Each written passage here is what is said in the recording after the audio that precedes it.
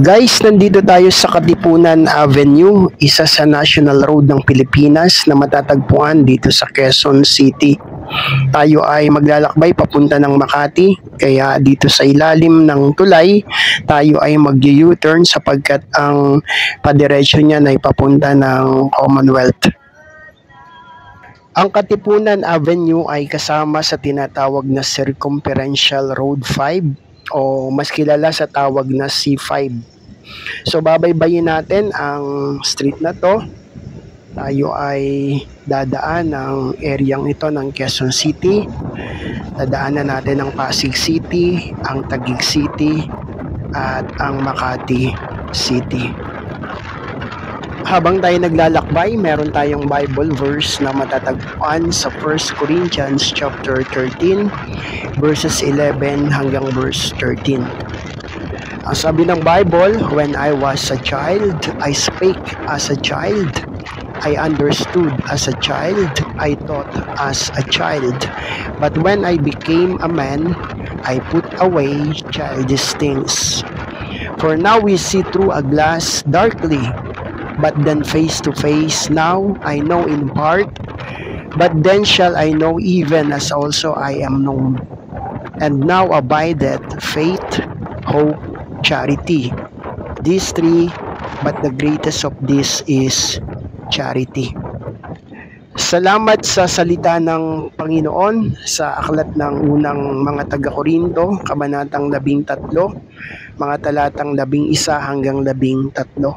Sabi ni Apostol Pablo, nung siya ay bata pa, ang kanyang mga sinasalita, kinikilos, inuunawa, ang kanyang iniisip ay pagiging kalagayang bata. Subalit nang siya ay maging ganap na, iniwan na niya yung mga childish things. So, paalaala din yun sa atin na kung tayo ay mga matured na, so hindi na tayo nararapat lumagay sa kalagayang kagaya ng bata. At sa verse 13, may tatlong mahalagang bagay na nananatili ngayon: ang pananampalataya, ang pag-asa, at ang pag-ibig. Pero sabi ni Apostol Pablo, ang pinakadakila sa tatlo ay ang pag-ibig, o sa ibang translation ay charity. Dahil ang pag-ibig, kung nararanasan dito sa lupa, ay mas higit na mararanasan natin sa kaharian ng Diyos sa kalangitan. Okay, ito yung tunnel ng C5. Makikita natin yung ilaw. Ayan, may mga nakailaw. Bagamat pasado alas 12 ng tanghali ngayon, pero syempre tunnel, naka-open yung mga ilaw dito.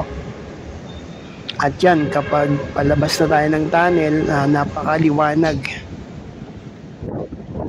So tuloy lang tayo dito, at ito ay sakop pa rin ng Quezon City. Pero pagkalagpas natin maya-maya ng part ng Libis, Quezon City, ay magiging part naman ng Pasig City. So bandang Ortigas na mamaya yung ating tatawirin. Sa pagmumotor, lagi tayong maging alisto, lagi tayong mag-check ng ating mga ginagamit na mga motorsiklo, yung preno, yung ilaw, yung gas, yung baterya, at syempre yung kondisyon natin ng ating katawan habang tayo ay nagda-drive ng motorsiklo. Ride safe always, ika nga.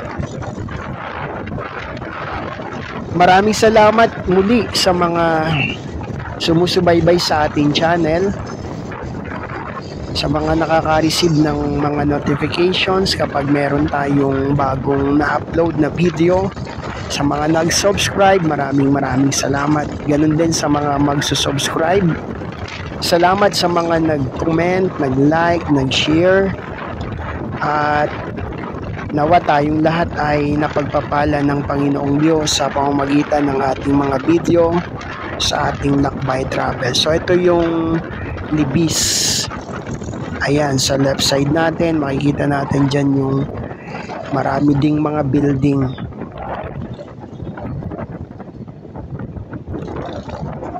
Okay, may traffic light at ang naging lane natin, lane ng truck.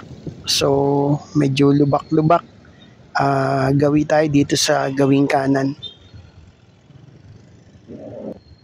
So, itong Circumferential Road 5 o mas kilala nga sa tawag na C5, ang pinakadulo nito ay sa may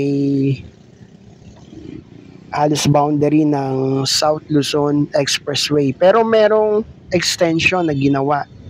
So merong C5 extension na hindi na pwedeng dumaan doon ang mga motorsiklo kung dito sa C5 na to manggagaling kasi may toll plaza doon at mga 400cc motorcycles above lang ang 400cc and above yung makakadaan doon. So expressway na din siya. Pero C5 extension kapag nakatawid dun sa kabila. So kung gusto nating makarating doon, magbabaybay tayo ng service road. Pero kung 4 wheels ang dala nyong sasakyan, pwede nyong diretsuhin tong C5 na to at makakatawid kayo dun sa kabilang side.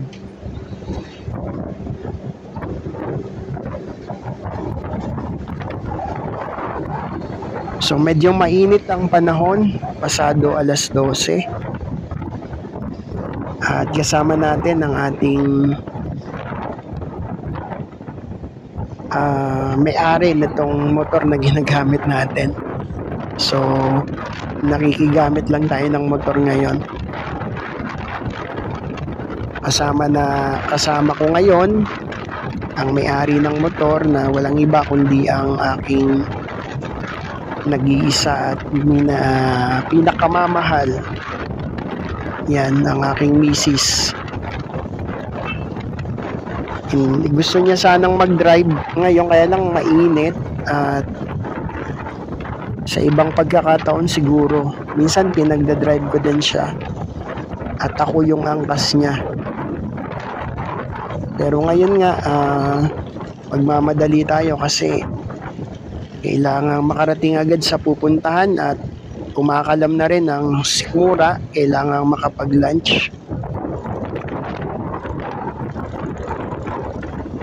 So ito yung flyover ng C5. Sa baba ay Ortigas Avenue. So halos sakop na to ng Pasig City.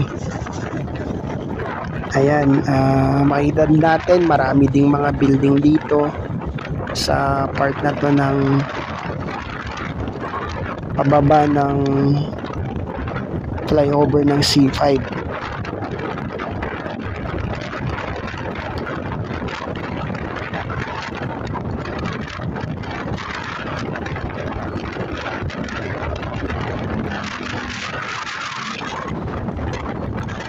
Marami tayong pwedeng maging mga karanasan kapag tayo ay naglalakbay, nagta-travel, kung anumang mga mode of transportation ng ating ginagamit. So minsan may mga makakasabay tayo na mga mababait na mga driver at minsan naman may makakasabay tayo na hindi mababait. So depende din sa pagkatao siguro ng bawat individual.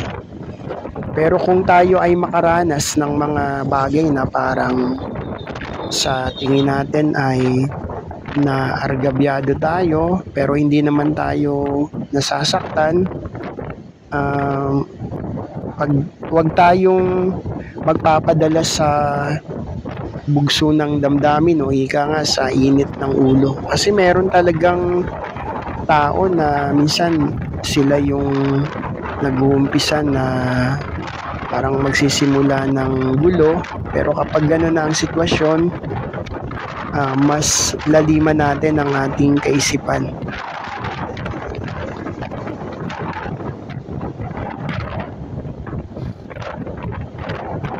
Minsan may nakasabay ako na parehas na nakamotor at yung isa ay napaka-init ng ulo at galit na galit siya. Parang naghahamon ng away dun sa isa. Buti na lang yung isa ay hindi naman siya pumatol. Kasi kung halimbawa mainit din yung ulo ng isa, sigurado magkakagulo sila nun. Pero salamat kasi nasa tabi ko pa naman sila at yung isa sigaw na ng sigaw, yung isa nagpapaliwanag. Kung may mga ganong pangyayari ay mas lawakan natin ang ating kaisipan.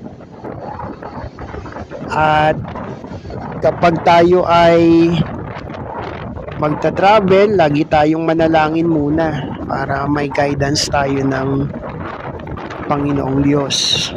Kasi kung guided tayo ng Holy Spirit, dadalhin tayo sa mabuti.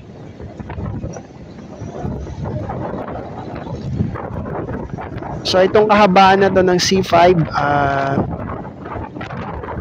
nasa Pasig City pa rin tayo, pero maya-maya medyo sakop na siya ng Taguig City naman. So kapag nakababa tayo dito sa tulay na to at gagawin na tayo ng papuntang BGC, sakop na siya ng Taguig City. At dito sa lugar na Kalayaan Avenue ng Makati, so ito naman yung dating sakop ng Makati City na tinawag na mga Embo, yung South Sembo, Comembo, Sembo, Rembo, East Rembo, West Rembo. So yun yung nakuha ng Taguig City. So ang may sakop doon ngayon ay Taguig City na, kaya may part dito na dati sa Makati pero ngayon ay sakop na ng Taguig City.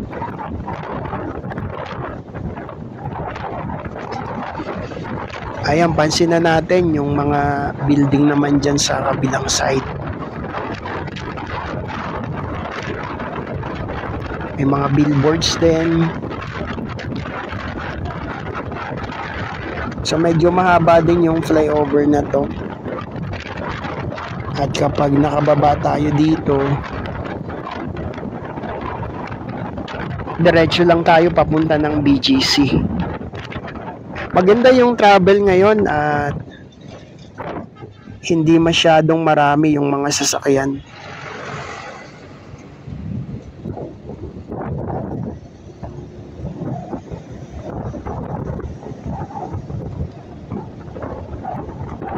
So sa bandang unahan, gagawin na tayo ng kanan. Ayan.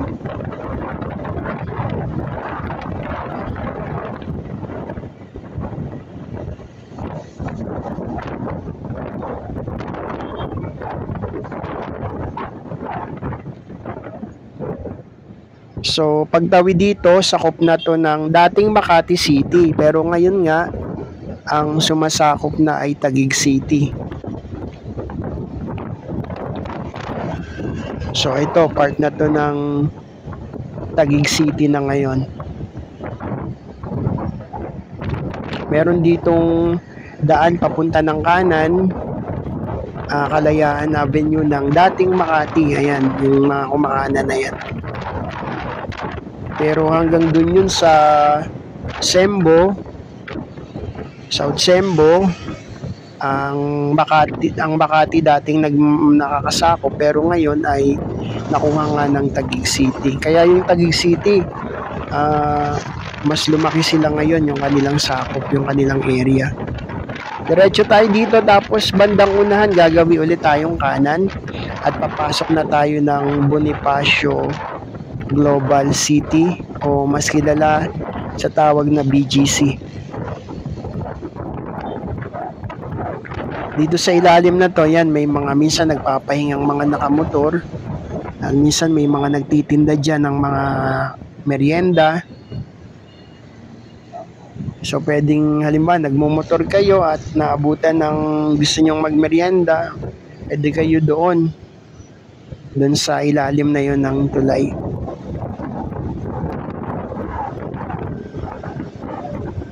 So pasok tayo dito, ito na yung BGC.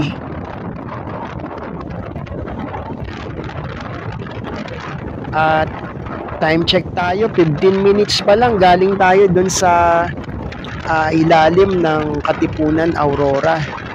So medyo maganda yung travel, medyo mabilis.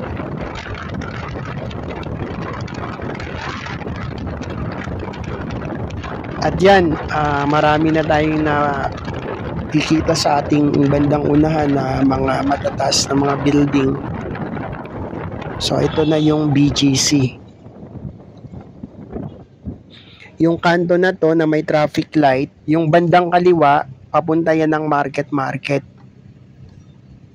At itong padiretso na to, papunta to ng Makati. Ito yung 32nd Avenue. Parang main street dito sa BGC. Kung dedire-diretsoin natin to, walang gagawing liko, aakyat tayo ng flyover ng Buendia o ng Kalayaan. At kapag nakatawid tayo ng Buendia flyover, pagbaba noon ay Hilpuyat. So ang Buendia at Hilpuyat, isa lang naman, magkaiba lang tawag pero isa lang sila. Pag nakababa tayo doon, yun naman yung tinatawag na Central Business District o Business Central District ang Makati.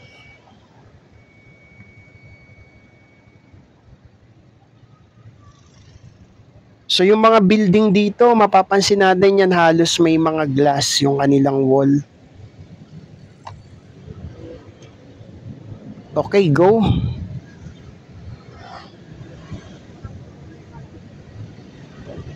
So merong naka light na red na naka-arrow sa left. So may turning left doon. At naka-red pa sila. Hindi sabay yung ilaw minsan ng ganitong mga uri ng traffic light. Yung mga padiretso at yung mga paliko ng kaliwa o ng kanan. So maging aware din tayo kasi lalo sa area ng Makati, minsan may mga traffic light doon na akala mo kung nasa right lane ka, akala mo nung nag-green na yung light, pwede ka na mag right turn, pero iba pala yung ilaw ng nasa lane ng right o minsan yung nasa lane ng left. So maging mapagmatsyag tayo lagi kasi lalo dun sa area ng Makati, malapit sa Makati Medical Center, sa kanto ng Amorsolo. So kapag hindi mo memorize, hindi mo kabisado yung traffic light doon, minsan kapag nadala ka ng flow ng mga sasakyan, yung pala violation na kasi laging may nakaabang na mga enforcer sa ganong mga kanto ng mga traffic light. Tapos may mga traffic light naman na kahit naka-red light, kung magte-turn ka ng right, minsan may mga naka-signage na right lane must turn right, tapos may nakalagay pa na turn right with caution. So kapag gano'n naman yung nasa signage ng traffic light, automatic na kahit naka-red light, pwede kang mag right turn, kaya lang with caution yung gagawin. So diretso lang tayo dito at kapag natawid na natin yung ilang traffic lights dito, malapit na tayo sa ating destination. So Makati lang yung ating pupuntahan.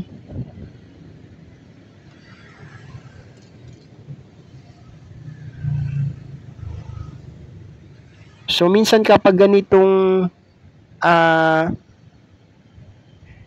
sinusundan natin yung mga four wheels, tapos nag-stop sila, full stop kasi nakasunod sa traffic light.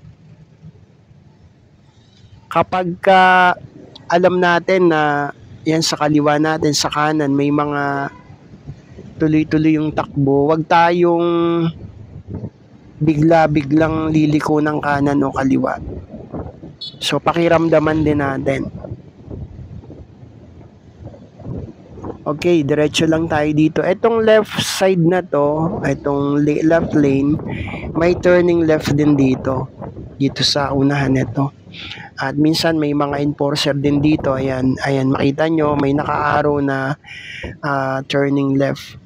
May mga enforcer din dito minsan na kapag nandyan ka sa left lane, tapos dumiretso ka, pwede ka nilang bigyan ng violation na parang swerving, yung violation ng ticket na binibigay nila.